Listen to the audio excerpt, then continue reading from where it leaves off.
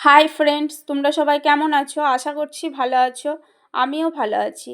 RD পরিবারের সকলকে স্বাগত জানিয়ে আবারও হাজির হয়ে গেছি একটা নতুন ভিডিও নিয়ে। আজ আমি তোমাদের সঙ্গে শেয়ার করব নিরামিষ পেঁপের ডালনা। পেঁপে খেতে অনেকেই পছন্দ করো না বন্ধুরা, আবার অনেকেই আছো যারা পেঁপে খেতে ভীষণ পছন্দ করো। তো যারা পেঁপে খেতে পছন্দ করো না তারা একবার এইভাবে নিরামিষ পেঁপের ডালনাটা বানিয়ে খেয়ে দেখতে পারো। আশা করি তোমাদের ভালো লাগবে। তো চলো, এখানে দেখো আমি একটা 200 গ্রাম পরিমাণের পেঁপেকে নিয়ে ডুমো ডুমো করে কেটে রেখেছি। আর আমি কেটে নিয়েছি দুটো মিডিয়াম সাইজের আলু। মিডিয়াম সাইজের আলু দুটোকেও আমি ঠিক একই রকম পেঁপের মতো করে কেটে ধুয়ে পরিষ্কার করে রেখেছি। তো এখানে চলো মূল রান্নার দিকে যাওয়া যাক। দেখো, পেঁপে ও আলুটাকে প্রথমে আমি একটু সিদ্ধ করে নেব। তার জন্য গ্যাস অন করে প্রথমেই কড়াই বসিয়ে দিলাম। কড়াইয়ের মধ্যে দিয়ে দিচ্ছি 1 মগ জল।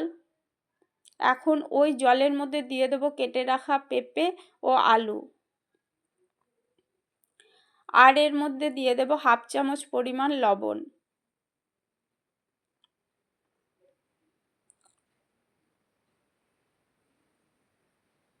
হাফ চামচ পরিমাণ লবণ দিয়ে পেঁপে ও আলুটাকে 50% সিদ্ধ করে নেব। দেখো, এখানে পেঁপে ও আলুটা আমার সিদ্ধ হয়ে গেছে। এখন এটাকে আমি ভালোভাবে জল ঝরিয়ে নেব। এরপর ওই একই কড়াইয়ের মধ্যে দিয়ে দিচ্ছি 2 টেবিল চামচ পরিমাণ সর্ষের তেল। সমস্ত রান্নাটা বন্ধুরা আমার সর্ষের তেলেই হবে। আর এখানে দিয়ে দিচ্ছি 1.5 চামচ পরিমাণ ঘি। ঘিটা অপশনাল, তোমরা দিতেও পারো নাও দিতে পারো। ঘিটা দিলে টেস্টটা সুন্দর হয়, তার জন্য আমি এখানে ঘিটা অ্যাড করলাম। তোমরা চাইলে নাও অ্যাড করতে পারো। এরপরে আমি এখানে কিছু ফোড়ন অ্যাড করব। তো তেলটা গরম হওয়া পর্যন্ত আমি অপেক্ষা করছি। যতক্ষণ পর্যন্ত তেলটা গরম না হচ্ছে ততক্ষণ পর্যন্ত আমি অপেক্ষা করছি।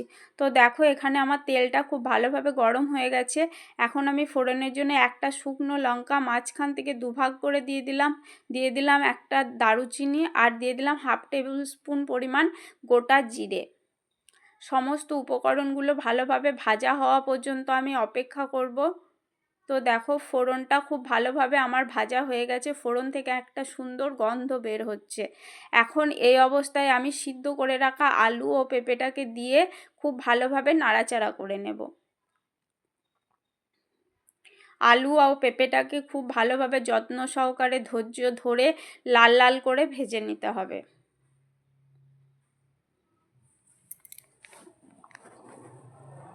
এই সময় গ্যাসের ফ্লেমটাকে মিডিয়াম টু লোতে রেখে পেঁপেগুলোকে ভালোভাবে ভেজে নিতে হবে।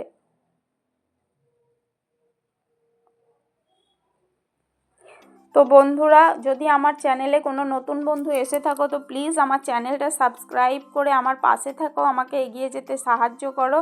আর অলরেডি যারা এই কাজটা করে রেখেছো তাদেরকে জানাই অসংখ্য অসংখ্য ধন্যবাদ। তো দেখো, তারপর আমি এখানে দিয়ে দিলাম একটা টমেটো। টমেটোটা দিয়ে খুব ভালোভাবে নাড়াচাড়া করে আবারও আলু পেঁপে টমেটো খুব ভালোভাবে ভেজে নেব।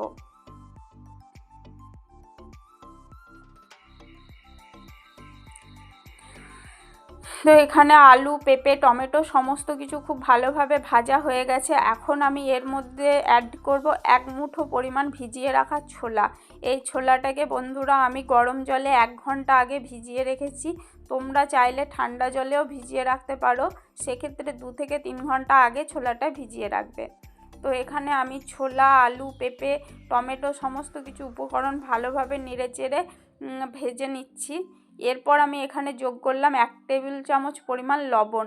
লবণটা নিজেরা একটু আন্দাজ মতো বুঝে দেবে, কারণ পেঁপেটা সিদ্ধ করার সময় আমি 1/2 টেবিল চামচ পরিমাণ লবণ দিয়েছি, ওই জন্য এখন আমি 1 টেবিল চামচ পরিমাণ লবণ দিলাম। এখন লবণ দিয়ে ভালোভাবে সমস্ত উপকরণগুলোকে নাড়াচাড়া করে নিচ্ছি।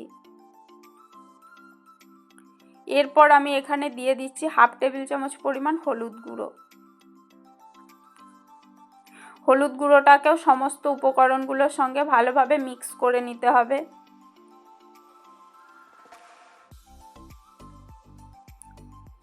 তো দেখো, এখানে আমার হলুদ গুঁড়োটা সমস্ত উপকরণের সঙ্গে ভালোভাবে মিক্স করা হয়ে গেছে। এরপরে আমি এর মধ্যে দিয়ে দেব 1/2 টেবিল চামচ পরিমাণ আদা বাটা।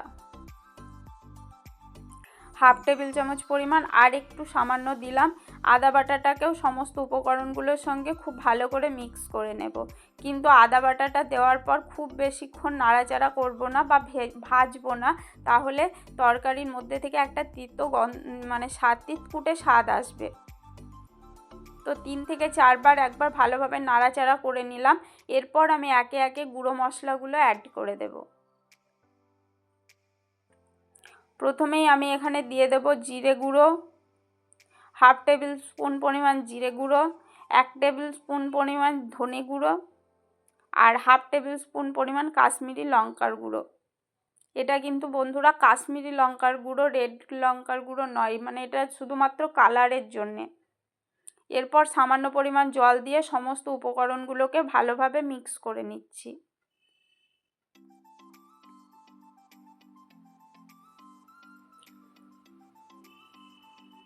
তো দেখো বন্ধুরা, এখানে আমার সমস্ত উপকরণগুলোকে খুব ভালোভাবে মিক্স করা হয়ে গেছে। এবার এর মধ্যে আমি পরিমাণ মতো জল অ্যাড করব।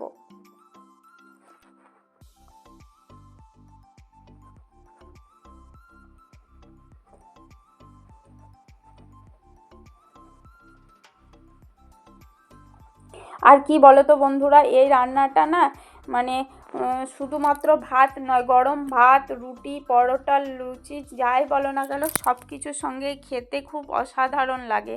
মানে তুমি যেটা দিয়েই খাও না কেন টেস্টের কোনো পরিবর্তন হবে না, খেতে সত্যি খুব সুস্বাদু হয়। তো দেখো এখানে আমি জল অ্যাড করে দিলাম। জলটা খুব বেশি পরিমাণে অ্যাড করব না, যাতে আনাজগুলো একটু ডুবো ডুবো থাকে সেরকম দিলেই হবে, কারণ এটাতে খুব একদম গায়ে গায়ে আঠালো পরিমাণে হবে। তো এরপর আমি ঢাকা চাপা দিয়ে 5 মিনিট এটাকে রান্না হতে দিয়েছিলাম। 5 মিনিট পর একবার ঢাকা চাপা খুলে দেখে নিচ্ছি আলু ও পেঁপেটা সিদ্ধ হয়েছে কিনা। তো আলু ও পেঁপে আমার এখনও সিদ্ধ হতে বাকি রয়েছে। তো এর মধ্যে দিয়ে দিলাম হাফ টেবিল স্পুন পরিমাণ চিনি। চিনিটা আমি দিচ্ছি এখানে লবণের স্বাদটা ব্যালেন্স করার জন্যে। এরপর আবারও ঢাকা চাপা দিয়ে 5 মিনিট হতে দেবো। 5 মিনিট পর আবার ফিরে আসছি তোমাদের সামনে।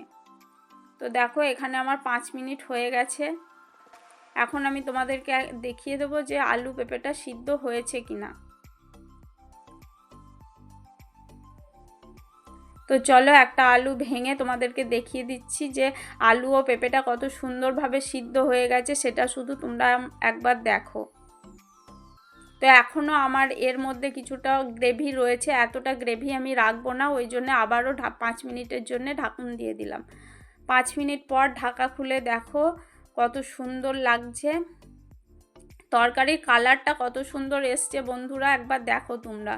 এখন এই পর্যায়ে আমি এর মধ্যে আরও দুটো উপকরণ অ্যাড করব। সেটা হচ্ছে প্রথমে আমি দিয়ে দেব হাফ টেবিল স্পুন পরিমাণ গরম মশলার গুঁড়ো। তো দেখো এখানে হাফ টেবিল স্পুন পরিমাণ গরম মশলার গুঁড়ো আমি অ্যাড করে দিলাম।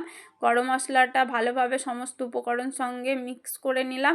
এরপরে আমি দিয়ে দেব হাফ টেবিল স্পুন পরিমাণ ঘি। তো ঘিটাকে দিয়ে ভালোভাবে একবার মিক্স করে নাড়াচাড়া করে নেব। এখন আমি একদম রান্নার শেষ পর্যায়ে চলে এসেছি বন্ধুরা। এরপর ওপর থেকে কিছুটা ধনেপাতা ছড়িয়ে গ্যাসের ফ্লেমটা অফ করে দেব। তো দেখো ওপর থেকে আমি কিছুটা ধনেপাতা ছড়িয়ে দিলাম। এখন আমি একদম গ্যাসের ফ্লেমটাকে অফ করে দেবো। আমার রান্নাটা একদম রেডি। তো বন্ধুরা আজকের ভিডিওটা তোমাদের কেমন লাগলো তোমরা অবশ্যই কমেন্টের মাধ্যমে জানাবে। আর যদি ভালো লাগে তো বাড়িতে প্লিজ একবার ট্রাই করবে। সবাই ভালো থেকো, সুস্থ থেকো, দেখা হবে নতুন আর একটা নতুন ভিডিওর সঙ্গে। ততক্ষণের জন্য টাটা, বাই বাই।